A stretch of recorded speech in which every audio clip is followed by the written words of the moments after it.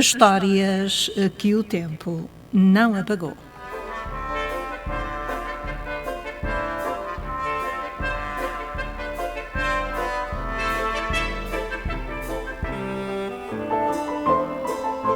Histórias que o tempo não apagou tem a assinatura de Onofre Varela.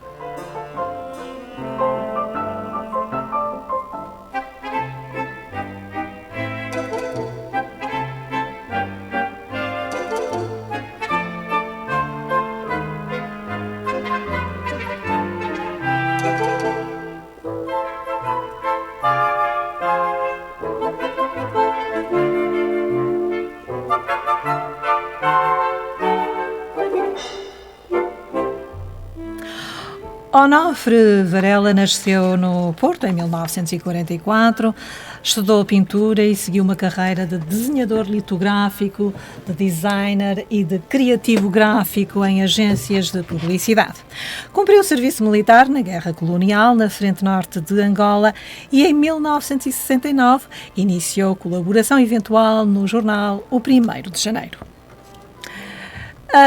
Passou pelas redações de todos os jornais diários sediados no Porto, terminando como ilustrador principal no Jornal de Notícias. Convidado para a reforma antecipada no ano 2000, dedicou-se ao teatro como ator, tendo frequentado aulas de representação no TEP, Teatro Experimental do Porto. Participou em 3 revistas no palco do Teatro de Sá da Bandeira e em 2 comédias nos grupos Fundo de Cena, de Matosinhos, e Cal Estúdio Teatro de Vila Nova de Gaia. Expôs os seus trabalhos de cartoon, caricatura e pintura em Portugal, Brasil, Espanha, França, Turquia e Macau. Recebeu prémios, diplomas e menções honrosas em Portugal e no estrangeiro, tendo sido premiado num concurso promovido pela ONU nos Estados Unidos da América. E recebeu o título de professor honorífico de humor da Universidade de Alcalá de Henares, em Madrid. Hoje colabora com 2 jornais regionais, o Gaiense e a Gazeta de Passos de Ferreira. Dedica-se à escrita, tendo publicado meia dúzia de livros, mas também à pintura e à banda desenhada. E está aqui para recordar momentos da sua vida para todos nós. Olá, Onofre Varela. Olá, Mónica, bom dia. Bom dia, ouvintes.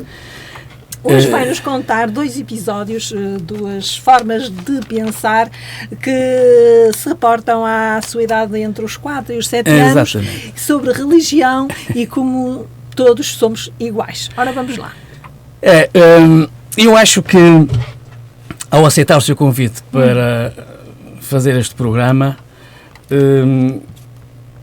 aceitou muito bem. Penso que tenho já estatuto suficiente pelos 75 anos de idade para poder recordar alguns momentos da minha vida. E o momento mais antigo, talvez, de que me lembre, tem a ver com a adoração que eu senti por um pinheiro. Eu teria uns 5 ou 6 anos, morava em São Médio em Festa. Sim. Tinha a rua onde eu morava, a Rua das Flores, na altura acho que se chamava Travessa Silva Brinco, que é imediatamente a seguir ao Amial, quando se entra na estrada com campos de ambos os lados. Logo ali no início, ao lado direito, tem uma ruinha estreitinha que tem casas apenas de um lado. Depois eu morava ali no número 42, nunca esqueci o número porque era o número de bacalhau das Vitórias, dos Roçados Vitória. E então em frente tinha um bocadinho de bolsa e uma única árvore, um pinheiro enorme. E eu passava imenso tempo na janela a olhar o pinheiro. Quando conseguia escapulir-me da casa, quando a minha mãe estava a atender a vareira ou o quê, eu ia para junto do pinheiro, abraçava-o, acariciava-o, sentia o cheiro a resina que me colava aos dedos e colecionava pinhas, caruma e bocadinhos de casca. Curiosamente, a casca do pinheiro, que é agreste, tem umas partes um bocado angulosas, no centro delas há um bocadinho de veludo, um bocado aveludado, e eu apaixonei-me por aquele pinheiro. Muito mais tarde, dei comigo a pensar... Tinha 4 anos. Eu tinha entre os 4 e os 6. E eu dei comigo a pensar que foi o meu primeiro contacto com a religiosidade. Acho que o espírito religioso é natural em nós. Começámos pelo animismo e o que eu estava a experienciar com aquele pinheiro era de facto um ato de religiosidade animista. É evidente que na altura eu não pensei nisso. Eu retive, foi na memória, essa experiência dessa paixão que eu tinha pelo pinheiro, e que muito mais tarde, já em idade adulta, dei comigo a pensar nisto e os porquês desta coisa. Agora, o curioso é que aos 20 anos de idade, quando eu penetro nas matas de Angola, no norte de Angola, à medida que saio de Luanda, que me vou aproximando, portanto, em coluna militar, que me vou aproximando do local onde iria prestar serviço durante não sei quantos meses, foram 2 anos, ia-me adentrando na mata, ia tomando conhecimento com aquela paisagem agreste, selvagem, que eu desconhecia, mas que tinha a ideia de ser uma terra aventurosa. A África era uma coisa que arrebata as almas, e eu ia com todos os sentidos alerta, e de imediato fiquei com o mesmo sentido de paixão pelo embondeiro, uma outra árvore típica de Angola. Cada embondeiro é uma catedral. É uma coisa que... Há embondeiros com um caule tão grosso que meia dúzia de homens não conseguem abraçá-lo. Estar ao pé de um embondeiro é sentir religiosidade. E então eu tenho estas 2 experiências com árvores que me remetem para o meu sentido religioso, embora eu seja ateu. É curiosa esta... Então, quando vê uma árvore, é impelido a abraçá-la. Abraçá-la não digo, mas a olhá-la e a respeitá-la. E ainda hoje... Mas porquê que diz que não digo? Quando vai ao parque da cidade, não sei se costuma ir lá, não me dá vontade de abraçar um tronco? Abraçar nunca... E faz muito bem, nunca tive essa... Sim, acredito que sim. Faz bem principalmente por aquilo que nos leva a abraçar. Não pelo próprio abraço, mas aquilo que nos conduz ao abraço. E a troca de energias. Exatamente. Mas ainda hoje, a árvore minha preferida é o pinheiro. Não tanto aquele pinheiro, o chamado pinheiro bravo, mas o Pinus pinea, o pinheiro manso. Pinheiro manso. Ainda hoje é a minha árvore preferida. Ora, isto também quer dizer outra coisa. Se eu hoje ainda tenho preferência pelo pinheiro, isto quer dizer que aquilo que nos entra na memória em criança fica gravado para o bem e para o mal. É evidente. E nunca mais sai. Portanto, aquilo que nós somos em criança, somos em adulto. E é curioso eu, ao fim de tantos anos de me ter conseguido, estar a pensar nisto e chegar a estas conclusões. Sem ter falado com um psicólogo. E isso agora é uma grande verdade. Aquilo que nós adquirimos em criança vai ter imensa importância na nossa formação como adultos. É a nossa raiz. É a nossa raiz. E, entretanto, também tem uma outra história que se prende com o facto de sermos todos iguais. Chega a esta conclusão. Exatamente, é verdade.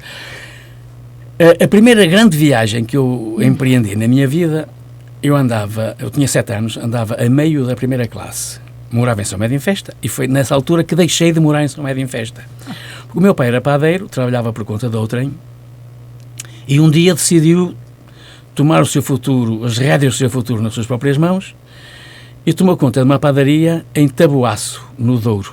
Uma vila no Douro, no distrito de Viseu. Longe, muito longe. E é exatamente o facto de ser longe que me leva a recordar. Então, foi a primeira viagem que eu fiz, de comboio da estação de São Bento até à Régua, e depois numa caminhoneta, pela serra acima, até Taboaço, sendo que a caminhoneta fazia várias paragens, saía da estrada principal para ir a várias aldeias, deixar passageiros e tomar outros, de maneira que foi um dia inteiro de viagem, de comboio primeiro e depois de caminhoneta. Quando cheguei a Taboaço, a caminhoneta parou na avenida principal, naquele tempo uma avenida, hoje eu chego lá e é um bocadinho de rua. É um bocadinho de rua, mas é uma avenida. E naquela altura tudo era maior. Porque eu era mais pequenino, não era? É, tudo é grande. Quando somos pequeninos, vemos tudo à nossa escala, portanto é tudo enorme. Então a caminhoneta parou na avenida, em frente à farmácia do Dr. Abelzinho, e o que eu pensava pelo caminho era assim: eu vou fazer uma viagem tão longa, para um sítio tão longe do meu lugar, será que as pessoas que eu vou encontrar lá são iguais às que eu conheço aqui? Sim. E a minha grande curiosidade era, quando saísse da caminhonete, olhar bem para as pessoas a ver se eram iguais a mim.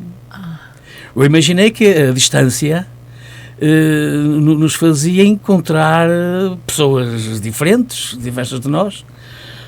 Quando saio da caminhonete, olho avidamente para toda a gente e reparo que toda a gente tem 2 olhos na cara, um nariz no meio, uma boca por baixo do nariz e 5 dedos em cada mão. Ninguém tinha 6 dedos, nem o nariz na testa, nem os olhos na nuca.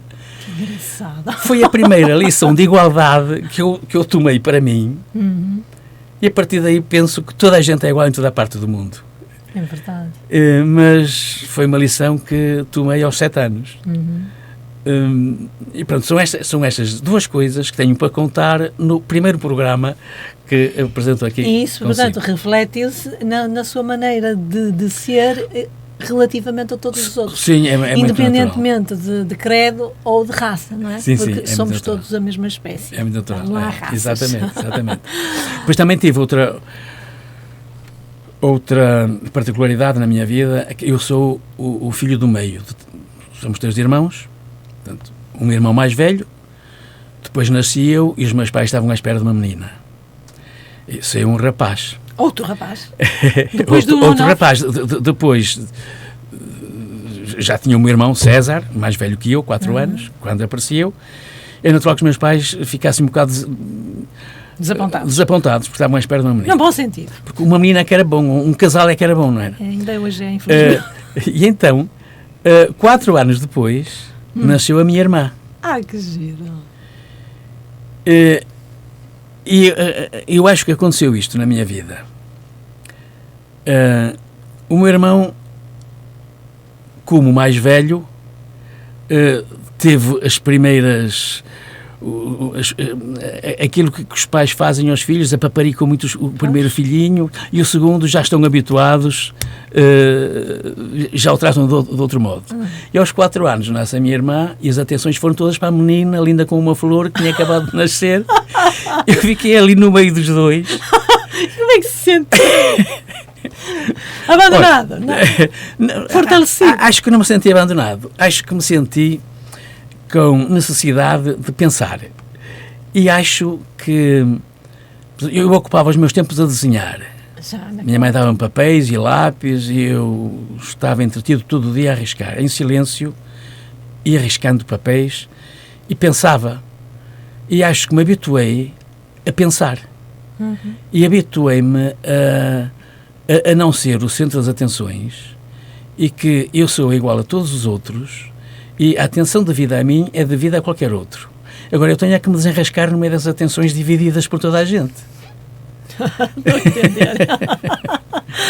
E pronto, acho que esta meninice contribuiu ao fim e ao cabo para a sua personalidade. É o princípio de uma enciclopédia que nos vai ensinando coisas na vida.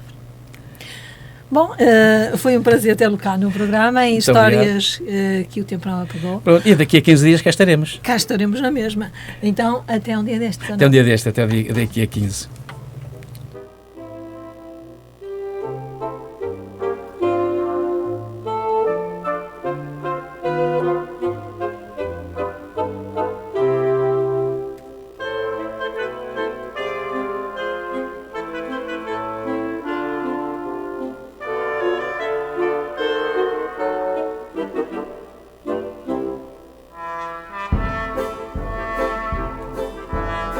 E terminou assim o apontamento com a assinatura de Onofre Varela.